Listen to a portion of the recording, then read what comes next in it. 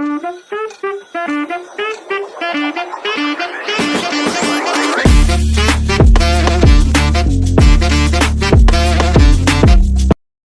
Everyone, नमस्ते। आज हमारे साथ में सचिन जी। सचिन डोलके, ये जो है ये आर्किटेक्चर है with 20+ year of experience in the field. Planner है, इंटीरियर डिजाइनर है, और तो और ये जो है गवर्नमेंट अप्रूव्ड वैल्यूअर और वास्तु कंसल्टेंट है। हेलो सचिन जी, कैसे हैं आप? मस्त ma'am. Good afternoon ma'am. Good afternoon. कैसे हैं आप? बढ़िया। बढ़िया मैम। बढ़िया। ओके, तो आज सचिन जी हमारे साथ में है ना, थोड़े हमें जैसे देखिए अभी आ रहा है हमारा धनतेरस। तो अभी चलिए जानते हैं कि क्या ऐसी टिप्स हमें ध्यान रखनी चाहिए कि हमें घर लेने के पहले याद रखना चाहिए, कैसे घर लेना है। ये सारी चीजें आपको सचिन जी बताने वाले हैं आज। Right Sachin ji? Yes ma'am. Sachin ji, अगर किसी को ना घर लेना है तो उन्हें कैसी लोकेशन में घर लेना चाहिए, क्या ध्यान रखना चाहिए घर लेते हुए, थोड़ा आप ये बता सकते हैं? Yes ma'am. सबसे पहले क्या होता है मैम, होम बायर जो होते हैं उनकी अपनी सब पहली रिक्वायरमेंट होती है कि उनको होम रिक्वायरमेंट में कितने लोग हैं। मान के चलो कि फैमिली 5 लोगों की है या 6 लोगों की है, तो उनकी सबसे पहले वो रिक्वायरमेंट लिस्ट आउट करे कि उनको घर में या रेजिडेंस में या फ्लैट में क्या चाहिए। जैसे मोस्ट ऑफ द टाइम्स ऐसा होता है कि कुछ कुछ रिक्वायरमेंट्स तो कॉमन रहती है, जैसे drawing hall, kitchen, 2 bedroom, 3 bedroom and attach toilet and all this. But उसके साथ कुछ कुछ लोगों की ज्यादा रिक्वायरमेंट होती है, जैसे कि स्टोरेज रूम चाहिए, या मोस्ट ऑफ द टाइम्स ऐसा होता है लेडीज को कि मुझे किचन थोड़ा बड़ा चाहिए स्टोरेज के लिए, या फिर हाँ साल भर में अपने यहाँ कुछ प्रोग्राम्स होते हैं। तो जैसे अभी महाराष्ट्र में महालक्ष्मी होती है, गणपति पूजन होते हैं, तो उसके लिए हम साल भर में एक ही जगह रखते हैं वो स्टोरेज मटेरियल, पर उसके लिए अपने को स्टोरेज रूम भी चाहिए। तो वो तुम्हारी जो पहली रिक्वायरमेंट्स है वो you have to sort it out कि आपको क्या क्या चाहिए करके। तो किसी क्या होता है कि 2 जन साथ में रहते हैं ब्रदर्स, तो उनकी रिक्वायरमेंट्स अलग होगी, तो you have to sort it out all those things. फिर उसके बाद हम रिक्वायरमेंट सॉर्ट आउट करने के बाद हम आते हैं कि घर में कौन सी चीजें रखने के लिए अपने को जगह चाहिए। मोस्ट ऑफ द टाइम्स ऐसा होता है कि फ्लैट सिस्टम में हम जाते हैं, फिर देखते हैं कि पूजा घर कहीं तो भी एडजस्ट किया है, बट सबको वो अच्छा नहीं लगता है। तो you have to jot down all this things कि मुझे पूजा रूम के लिए जगह चाहिए, या वॉशिंग मशीन रखने के लिए जगह चाहिए, जगह या वॉश चाहिए, एरिया यस। करने के लिए जगह चाहिए। You have to take all this requirements, all this jot down all this requirements कि मुझे क्या चाहिए। And then after that you find out your location. अब लोकेशन भी कैसा होता है कि लोकेशन देखने के लिए आपको देखना पड़ता है कि नियर बाय मार्केट है कि नहीं, डेली नीड्स थिंग्स है कि नहीं, हॉस्पिटल वहां से कितने दूरी पे है। ठीक है। क्योंकि आपको ये सब चीजें वहां पे जाने के बाद पता चलती है, अरे हॉस्पिटल तो बहुत दूर है, स्कूल बहुत दूर है। देन फिर आपको वो प्रॉब्लम आती है, अरे यार मैं फिर लड़के को कहाँ पे भेजेगी, बस आती है कि नहीं। दूसरा हम्म, चीजें होती है कि आप जब वहां पे फ्लैट सिस्टम ले रहे हो तो एक्सेस ऑफ रोड कैसा है, वहां से मेन रोड कैसा है। तो ये कितना लोकेशन दूरी पे लेने के है? समय आपको चीजें देखनी पड़ेगी। तो और सेकंड, जैसे आप जब फ्लैट देखने जाते हो तो वहां पे देखनी चाहिए कि जैसे आपने जॉट डाउन किए उसके हिसाब से रिक्वायरमेंट्स बैठ रही है कि नहीं। मोस्ट ऑफ द टाइम्स होता है कि अपने को फ्लैट तो पसंद आता है बट अपनी रिक्वायरमेंट फाइनल नहीं होती। मान के चलो कि वहां पे वॉशिंग मशीन रखने के लिए जगह नहीं है, तो आपको कहाँ पे रखोगे, कहीं ना कहीं फिर एडजस्ट करना पड़ता है वो, ऐसा होता है। फिर उसके लिए प्रॉपर एक्सेस नहीं होता। फिर अगर आपने जॉट डाउन किया होगा तो आपको वो चीजें मिलती है कि नहीं नहीं यहाँ पे मुझे ये रखना है। या फिर मोस्ट ऑफ द टाइम्स कैसा कि हर एक की रिक्वायरमेंट अलग होती है। ज्यादातर होता है कि कोई ओल्ड एज पीपल है तो उनको ऐसा होता है कि मुझे गार्डन चाहिए, भले ही छोटी हाँ। सी बालकनी हो, लेकिन ही गॉट दैट प्लेस। तो वो सब वो जो जॉट डाउन किए हुए वहां पे जाने के बाद वो देखते हैं तो अरे हाँ ये अपने रिक्वायरमेंट्स हैं। Then you go to the location. तो right, right. These are the steps where we can find out कि अरे हमें कैसा लेना है। फिर उसके बाद आते हैं कि डेवलपर कैसा है, कि डेवलपर में हमने पोजीशन कितने दिनों बाद देना चाहिए। वो ये सारी चीजें धीरे धीरे करके आपको वो जट डाउन करनी पड़ेगी। फर्स्ट ऑफ ऑल आपकी रिक्वायरमेंट्स वो उससे मैच होती है कि नहीं, वो आपको देखना पड़ेगा। तो मेन इज तो रिक्वायरमेंट, कि हमारी क्या रिक्वायरमेंट है, हमें कैसा यस मैम। चाहिए, उस हिसाब से हमें हाँ। घर देखना चाहिए। तो फर्स्ट थिंग इज मस्ट, जैसे सचिन जी बोल रहे हैं कि फर्स्ट थिंग आपका मस्ट है कि आप जो है ना, आपको जो चाहिए है, जैसा घर चाहिए, जैसा ड्रीम आप सोच रहे हो, वैसा घर का आप एक लिस्ट डाउन करिए कि मुझे एक पूजा घर है तो मुझे एडजस्ट नहीं करना, मुझे प्रॉपर पूजा घर चाहिए। या मुझे एग्जैक्टली। वॉशिंग मशीन की जगह, तो मेरी प्रॉपर फिक्स जगह होनी चाहिए। आपको ये सारी चीजें ध्यान रखनी है। राइट सचिन जी, बराबर बिल्कुल कहा मैंने? आपको ऐसे जॉट बिल्कुल करके बिल्कुल पूरा प्रॉपरली आपको ध्यान रखना है कहाँ क्या है, उस हिसाब से आपको घर लेना चाहिए। बिल्कुल बिल्कुल। सचिन जी, अभी हमें देखिए, अच्छा चले हमने रिक्वायरमेंट देख ली हमारी, हमने घर भी सपोज चलो हमने देख लिया, अभी हमें ये अच्छा लग भी गया, समझो मुझे ये एक्स ओके। वाई जेड घर है, ये मुझे अच्छा लग गया। तो अभी मुझे ये बाय करने के पहले कौन सी चीजें हैं जो मुझे ध्यान रखनी चाहिए, कोई ऐसी सर्टिफिकेशंस, डॉक्यूमेंट्स, क्या होता है जो हमें ध्यान रखना चाहिए बिफोर बाइंग? ओके, तो सबसे पहले जो डॉक्यूमेंट्स होते हैं उसकी लिस्ट आती है। जनरली उसमें कैसा होता है कि सबसे पहले सैंक्शन प्लान देखते हैं हम, कि जैसे अपने को उसका अथॉरिटी है। जैसे अभी आई प्रैक्टिस इन नागपुर, तो एनएमसी है, नागपुर म्युनिसिपल कॉर्पोरेशन, और एनआईटी, नागपुर इम्प्रूवमेंट ट्रस्ट। तो मुंबई में जाते हैं, या बॉम्बे बोलते हैं उसे, बीएमसी है, जी। तो उनके यहाँ हाँ, से बीएमसी। सैंक्शन मिलता है अपने को प्लॉट। तो उसके अथॉरिटी से अपने को वो प्लान मिलता है, सैंक्शन। तो वो डेवलपर या जो बिल्डर है, वो अपने को दिखाएगा कि मैम ये फ्लोर पे हमारा सैंक्शन हुआ है, और वो सैंक्शन के हिसाब से अभी हम एक कंस्ट्रक्शन करने वाले हैं। तो उसमें फिर आप वो देखना पड़ेगा आपको कि वो जो बायर है, या उसको ये देखना पड़ेगा डेवलपर के नाम से वो आखिरी पत्रिका है कि नहीं, या most of the times agreement किया रहता, तो वो उनके नाम से सही प्रॉपर्टी ली है कि नहीं। या जिस मोस्ट ऑफ द टाइम्स कैसा होता है कि जॉइंट वेंचर में काम करते हैं, तो उनका एग्रीमेंट उन्होंने देखना चाहिए। उसमें सब लिखा रहता है कि इनके नाम की प्रॉपर्टी है, इनके साथ मिलकर ये काम कर रहे हैं। तो वो सैंक्शन प्लान देखना चाहिए। फिर उनकी आखिरी पत्री है, जो नॉर्मली प्रॉपर्टी कार्ड होता है, कि फिर उसके बाद अपन जब प्रॉपर्टी लेते हैं तो अपना भी म्यूटेशन होते हैं ट्रांसफर डीड के बाद। तो वो सारी चीजें हमने देखनी चाहिए कि प्रॉपर सैंक्शन है कि नहीं। और उनका डिस्प्ले होना भी चाहिए साइट पे जब कंस्ट्रक्शन करते हैं, तो अच्छा, कि ये हाँ। डेवलपर है। और फिर उनका टाइम लिमिट होते हैं मोस्टली। ये सारी चीजें अभी रेरा में आती है, बट हम रेरा के ऊपर बाद में आएंगे। पहले अभी छोटे बिल्डर के, क्योंकि रेरा का जो है, वो RERA is applicable to the flats which are the having the plot area is more than the 5,000 square feet, or अच्छा। having the flats more than 12 units। तो इसलिए अभी हम छोटे फ्लैट्स की बात कर रहे हैं। तो उसमें हम सबसे पहले तो हम सैंक्शन प्लान देखना चाहिए कि बराबर है कि नहीं। और इसमें होता है कि ब्रोशर देते हैं आपको, तो ब्रोशर में आपको जो चीजें दी है उस हिसाब से प्लॉट साइड पे है कि नहीं, और पार्किंग अगर बैठती है नहीं बैठती, वो आपको बिल्डर बताता है कि यहाँ पे पार्किंग रहेगा। तो आपको कैसे है, मोस्ट ऑफ द टाइम्स वो प्लान 2D में अपने को इतना समझ नहीं आता है होम बायर्स को। हाँ, एज एन हाँ। Architect we can understand, as a builder understand. तो आप प्रैक्टिकली वहां पे जाके देखो, तो वो ब्रोशर के साथ वो मैच करते हैं, तो वो सब वहां पे लिखा रहता है, तो वो अपने को दिखता भी है कि होने के है, होने वाला है कि नहीं होने वाला है करके। और डॉक्यूमेंट्स तो वही रहता है, सैंक्शन प्लान, प्रॉपर्टी कार्ड वो है।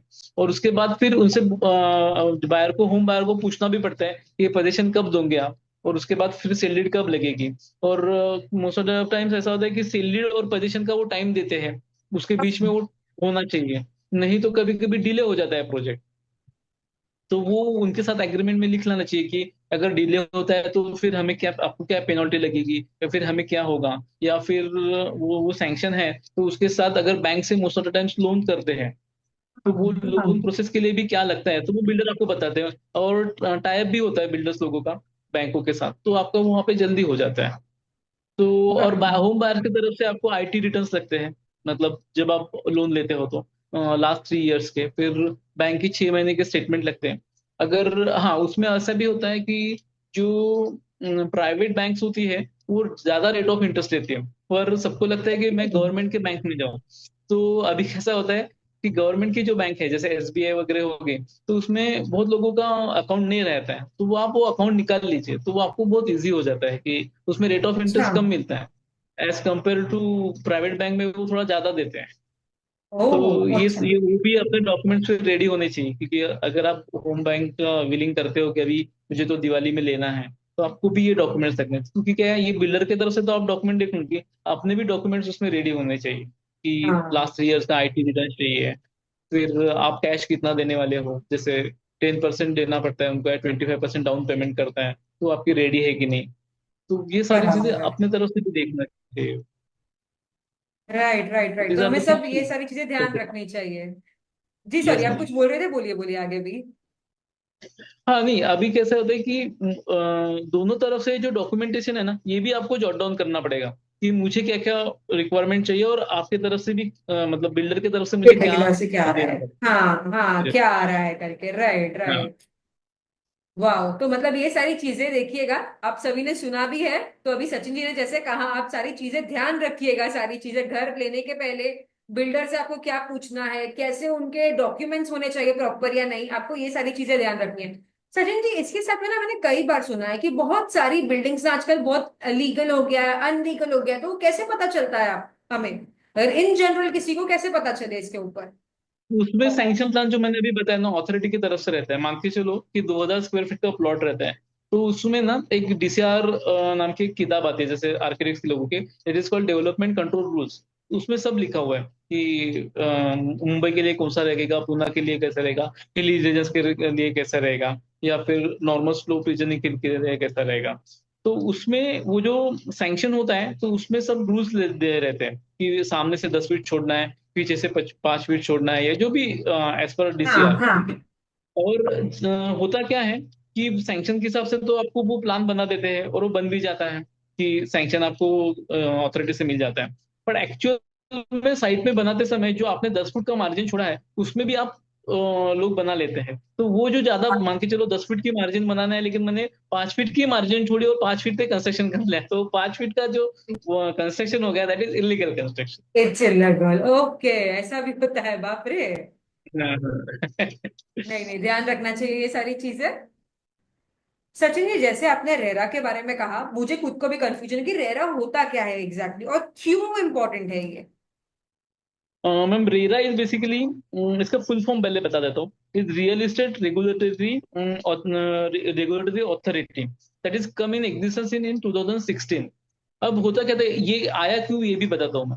अब होता क्या है मैम कि जैसे मान के चलो 1 एकड़ का प्लॉट, ये है प्लॉट है, उसमें ना बिल्डर बोलता है कि, या डेवलपर बोलता है कि मैं 56 फ्लैट बना रहा हूँ, 85 फ्लैट बना रहा हूँ। तो उसके लिए ना वो टाइम स्पेन रखता था 3 साल का या 4 साल का। और उसमें कैसा होता है कि होम बायर जो होते हैं या इन्वेस्टर होते हैं, वो पहले पैसे दे देते हैं कि आपको 25% डाउन पेमेंट करना है। पर most of the times developers वो पैसा किसी और प्रोजेक्ट में लगा देता, तो उसमें डिले हो जाता था। अब होम बायर्स पे पास कुछ नहीं रहता था कि सिर्फ करो करो करो करके उसकी दिया।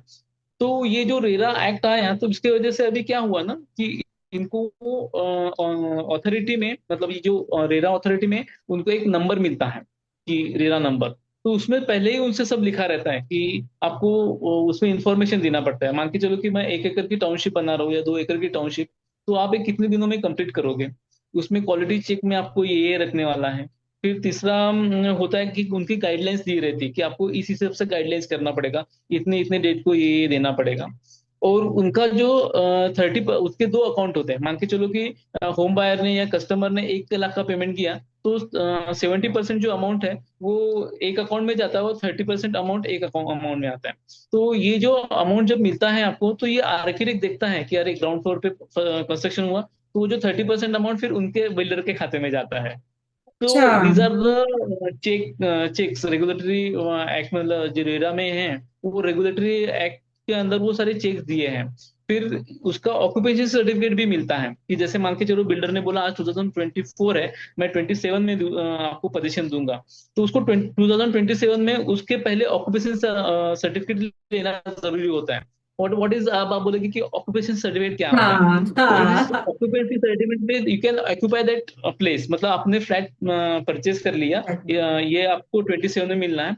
तो वो 27 ईयर में वो पूरा बन जाना चाहिए, मतलब it is that place is ready to occupy, मतलब पूरा जैसे बिल्डर ने बोला कि मैं आपको ये हाँ कमिटमेंट हाँ किया, वो हाँ। पूरा मिलना चाहिए। उसके बाद जो अथॉरिटी होती है, मान के चलो एनएमसी, बीएमसी या पीएमसी जो है, वो उनको ऑक्यूपाई करने के लिए सर्टिफिकेट देती है। अगर वो डिले ये होता है, तो फिर उनके ऊपर पेनल्टी या कुछ चार्जेस लगते हैं। अगर वो डिले होता है, तो उनको रेरा को बताना भी पड़ता है कि मुझे अभी एक टाइम का मतलब स्पैन चाहिए या जो भी है। तो it is the check over the builders, and it is safe for the developers कि अरे हाँ, ये तो मुझे मिलने वाला है। दूसरा इसमें ऐसा होता है कि कंप्लीशन तो टाइमली प्रोजेक्ट का हो जाता है। और इसमें जो स्टेज वाइज जो होता है, वो सैंक्शन के हिसाब से मिलता है कि नहीं, वो भी देखते हैं। क्योंकि क्या होता है ना कि पहले सैंक्शन मान के हाँ चलो कि 800 स्क्वायर फीट का लिया, लेकिन बिल्डर बनाते समय उसको 1200 स्क्वायर फीट का बनाता है, तो 200 स्क्वायर फीट आपने जैसे अभी बोला था कि इलीगल बना हाँ देता है, हाँ तो वो हाँ ड्यूटी में हाँ। बना देता है। बट रेरा में वैसा नहीं है। जो सैंक्शन प्लान में अगर आपने 800 स्क्वायर फीट का ही फ्लैट दिया है, तो वो एज इट इज बनेगा, 1 फीट भी उसके अलावा वो कंस्ट्रक्शन नहीं करता। Because from ground level to, मान के चलो कि फ्लोर वहां पे कि 15 फ्लोर है, 18 फ्लोर है, जो भी 25, तो उसमें सबका चेक रहता है कि स्ट्रक्चर इंजीनियर भी उसमें साइन करके देगा, आर्किटेक्ट भी साइन करेगा, बिल्डर भी साइन अच्छा, करेगा कि हाँ इट इज हाँ डन अकॉर्डिंग टू दिस। और उसके बाद आर्किटेक्ट बैंक को ये देता है, सर्टिफाई करता है कि हाँ इनका फर्स्ट फ्लोर हुआ है, अभी आपको ये जो 30% अमाउंट है आप ये बैंक दे बिल्डर सकते हैं को आगे, दे हाँ सकते हो। हाँ। तो दिस इज द चेक। तो उनको ऐसा हो गया है कि पूरा वो उनके टाइम लिमिट में देना है। दूसरा रेरा का और एक बहुत ज्यादा इंपॉर्टेंट चीज है। आपके मन में होता है ना कि पहली बार आप ले रहे हैं कि बिल्डर कैसा है क्या है, तो रेरा के एक नंबर हाँ आता है। तो वो रेरा का नंबर डालने के बाद उसकी पूरी कुंडली आ जाते हैं, मान के चलो कि उसने कितने प्रोजेक्ट किया है, उसकी स्थापना कब हुई है, वो मतलब कब से उनका कब से कंस्ट्रक्शन है, कर रहा कितने है, उन्होंने हाँ प्रोजेक्ट किया हाँ। है, कितने टाइमली हुए हैं। तो they can all the things are listed out on that numbers. तो वो फिर सेफ हो जाता है कि अरे हाँ ये तो इन्होंने इतने इतने प्रोजेक्ट किया है तो ये तो करेगा ही करेगा। बराबर है, बराबर है। तो इट तो इज मतलब best for RERA the. Number is very important. Yes yes yes, तो वो और उनको ना वो डिस्प्ले करना होता है साइट पे। जैसे अभी भूमि पूजन होता है तो वो जो होता है ना फोटोज लगा हाँ रहते हैं हाँ जो बाउंसर हाँ। वगैरह की में, तो वहां पे रेरा नंबर भी होता है। तो जस्ट जो होम बायर्स होते हैं या इन्वेस्टर्स होते हैं वो अपना वो इसमें डाल के देखे कि क्या क्या है। कि जैसे मान के कोई बिल्डर है तो उसका नाम उसमें पूरा आ जाता है, कब उसकी एस्टेब्लिश उसकी कंपनी हुई है, उसके पहले उन्होंने कौन से ये किया है, वो सब लिखा रहता है। इवन इस प्रोजेक्ट के बारे में भी लिखा रहता है कि ये पोजीशन कब देंगे, कब आपको हैंड ओवर होगा करके। तो वो अरे सब वाह, that is why it is very important. वाह, तो रेरा इज रियली इंपॉर्टेंट। आपने सही कहा कि बहुत हाँ जरूरी है, हमें सारी जानकारी मिल जाती है वहीं पे ही, एक हाँ, जगह पर और सारी दूसरा ये होता है जानकारी। कि बाहर के लिए, हाँ दूसरा इरेरा का ये भी फायदा है कि अभी जैसे स्टार्टिंग में भूमि पूजन होता है या फिर जो स्टार्टिंग करता है तो तब वो ऑब्वियसली अपनी प्राइस कम रखता है फ्लैट की। मान के चलो कि अभी मैं 50 लाख रखूंगा और बाय द टाइम मैं उसको 55 कर सकता हूँ, 65 करता हूँ। पर अभी लोगों को मन में डर होता है कि अरे ये बिल्डर करेगा कि नहीं करेगा, तो वो क्या करते हैं कि जब ऑक्यूपेंसी सर्टिफिकेट मिलता है तब लेते हैं। But by the time time वो फ्लैट की कीमत 50 थी, लेकिन 2-3 साल में मान के चलो रेट बढ़ गए तो 65 हो गया, 75 हो गई। तो उनको वो तब लेना पड़ता है कि उनको रहता है अरे चलो बिल्डिंग तो बनी है। बट रेरा की वजह से उनको पता है कि नहीं अभी ये इस प्राइस पे भी हम बुक कर सकते हैं। इनॉग्रेशन के टाइम में जो होता है ना कि वो डिस्काउंट देते हैं, तो it is safer for the home buyers. Great. तो फिर आपको जब भी आप लोग कभी भी जाए घर खरीदने, तो उनका स्पेसिफिकली जो रेरा नंबर होता है बिल्डर का, आप वो चेक कर सकते हैं। तो we can Google it like that only, कि कोई साइट होता है स्पेसिफिक ऐसा कोई? नहीं नहीं नहीं, आप गूगल कर सकते हो, तो आपको रेरा साइट में लेके जाता है। वो नंबर डालना है तो उसमें आपको मिल जाता है। इवन आपको अगर दिक्कत भी आती है तो वो बिल्डर बता देते हैं कि यहाँ यहाँ पे जाओ करके, तो रेरा नंबर कैसे आता है। या फिर अच्छा, अगर आर्किटेक्ट होगा तो आर्किटेक्ट भी बता देते हैं उसमें। क्योंकि बिल्डर ग्रेट को भी तो ग्रेट। बाय कर ये मतलब ये करना है ना, सेल करना सेल है ना। करना है, हाँ हाँ हाँ, वो बताएगा ही अपने बारे में, राइट। हाँ, तो it's very easy right now. Great great. तो ये ध्यान रखिएगा सभी लोग, कितनी सारी अच्छी अच्छी चीजें सचिन जी कह रहे हैं to keep in mind before buying anything, specially flats. तो सचिन जी, ओके। एक छोटा सा क्वेश्चन ना बहुत ही लोगों को होता है, जो कि होता है कि कारपेट एरिया क्या है या सेरेबल एरिया क्या है, कि इसमें क्या एग्जैक्टली क्या होता है ये? देखिए पूर्वी जी कैसा होता है कि कारपेट एरिया, बिल्टअप एरिया और saleable area, what is the difference in between, मैं बताता हूँ।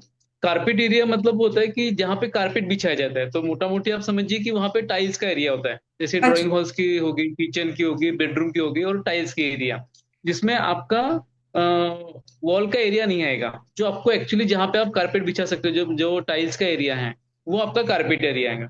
लेकिन अब आप बोलोगे कि बालकनी का भी एरिया है उसमें, तो वो हम हम्म। लेते नहीं है क्योंकि वो तो एक्सटीरियर का हो गया।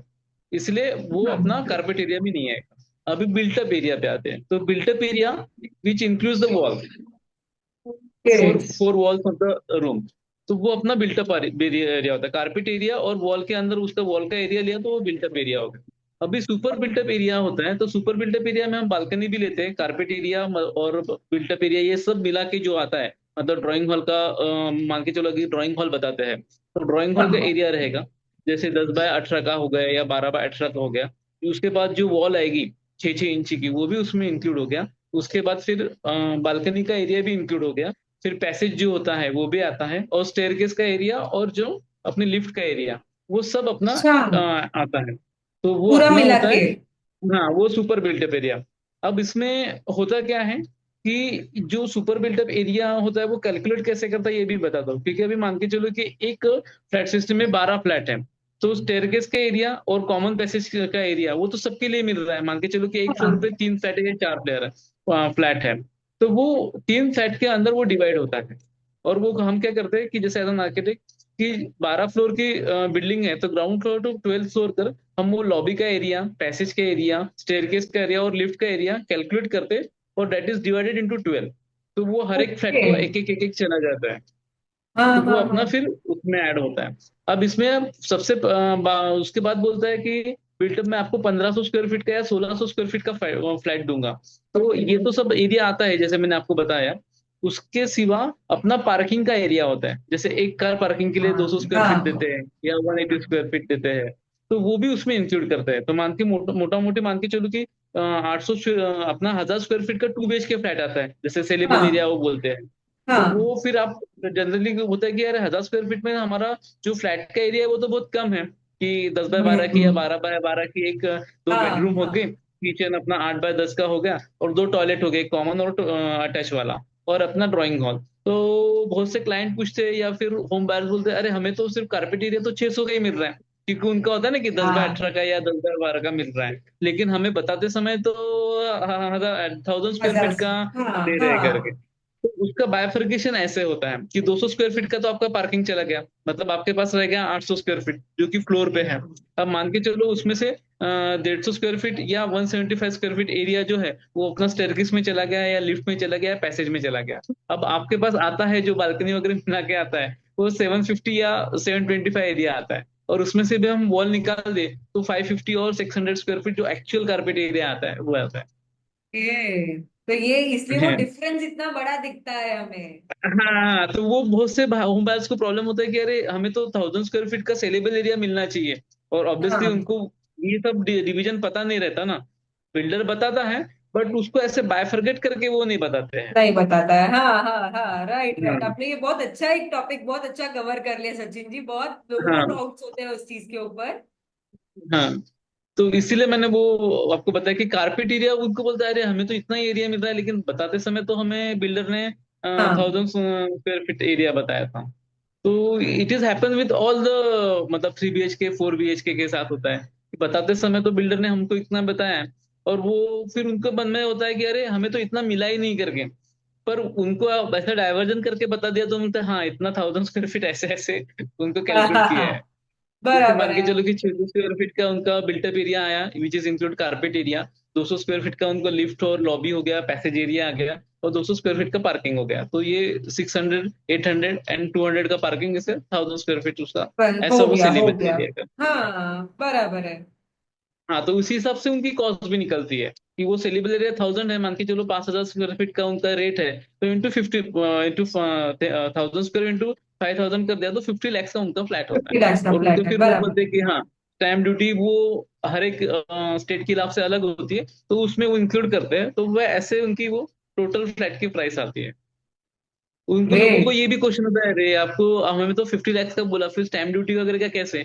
तो बिल्डर ने वो भी बताना चाहिए कि वो भी आपको अलग से चार्जेस लगेगा। और मोस्ट ऑफ द टाइम्स अभी ऐसा भी होता है कि बिल्डर्स कुछ कुछ अलग अलग प्रोविजंस भी देते हैं। मान के चलो कि कम्युनिटी हॉल देते हैं, स्विमिंग पूल दे दिया, या फिर कोई और फैसिलिटीज दिया, गार्डन वगैरह, तो उसका भी वो लमसम अमाउंट ऐड करते हैं। मान के चलो कि 1 lakhs 1.5 lakhs हाँ या टू हाँ लैक्स हाँ वगैरह, हाँ हाँ तो हाँ। वो ऐड करके फिर आपकी जैसे मान के चलो 50 lakhs का फ्लैट हो गया, 2 lakhs का उन्होंने अदर एमिनिटीज दे दी, जैसे गार्डन हो गया या जिम एरिया हो गया या स्विमिंग पूल हो गया या स्विमिंग कम्युनिटी पूल हो एरिया गया। हो गया। या तो उसके बाद वो स्टैम्प ड्यूटी भी उनको ऐड करनी पड़ती है, और छोटा मोटा खर्चा रहता है, मान के चलो कि उसके लिए स्लीप लगती है, वो रिसिप्ट रहती है, तो वो उसका 50,000 या 25,000 ऐसे करके उसके फ्लैट की कैलकुलेट होती है एक्चुअली।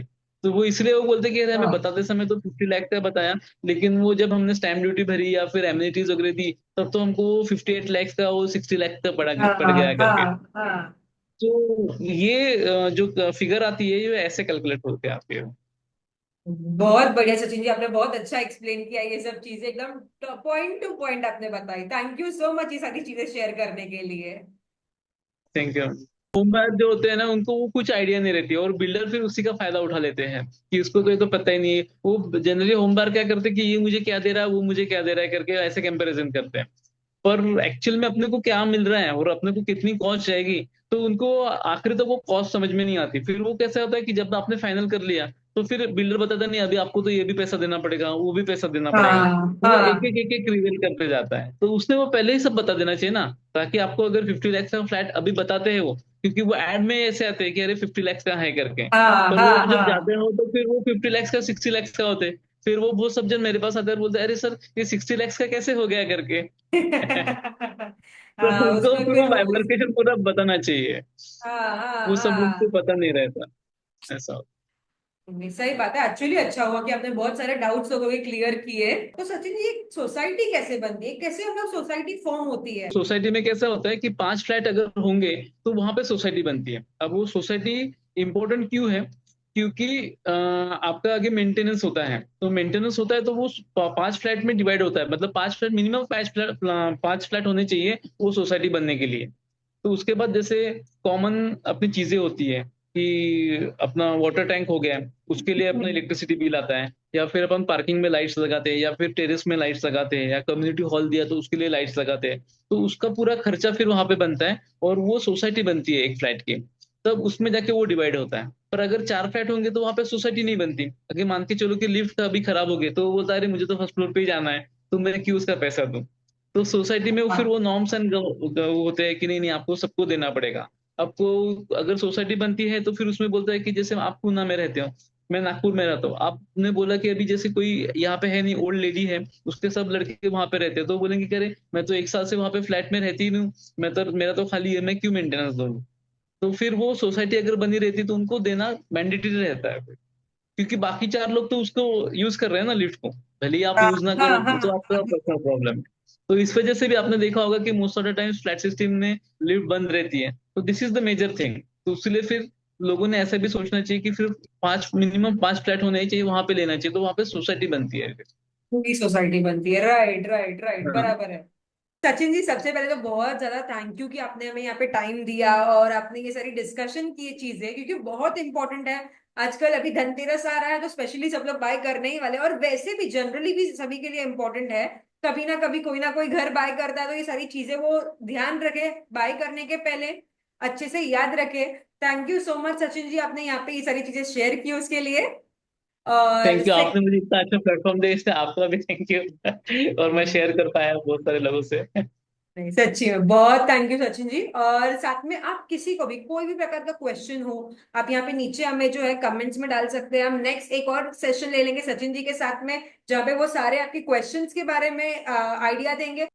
और साथ में सचिन जी जो है ये वास्तु एक्सपर्ट भी है विद इनकी आर्किटेक्चर का। तो अगर आप कभी कहीं पर भी, अगर आप स्पेशली नागपुर में हैं और आप इनसे कांटेक्ट करना चाहते हैं, तो इनका जो है नंबर, ईमेल आईडी, ये आपको दोनों भी ना नीचे डिस्क्रिप्शन में मिल जाएगा, यहाँ पे ऊपर भी आपको मेंशन कर दिया जाएगा। तो आप उन्हें कांटेक्ट कर सकते हैं। नॉट ओनली नागपुर, बट अगर आप सभी को ना विदर्भ में भी कहीं पर भी अगर आपको चाहिए है कि आर्किटेक्चर की आप कंसल्टेशन लेना चाहते हैं, साथ में जो है सचिन जी इंटीरियर डिजाइनिंग का भी करते हैं, तो आप उनसे ये सारी चीजों के बारे में जो है जानकारी ले सकते हैं। Thank you so much Sachin ji यहाँ पे हमारे साथ में जुड़ने के लिए, थैंक यू सो मच।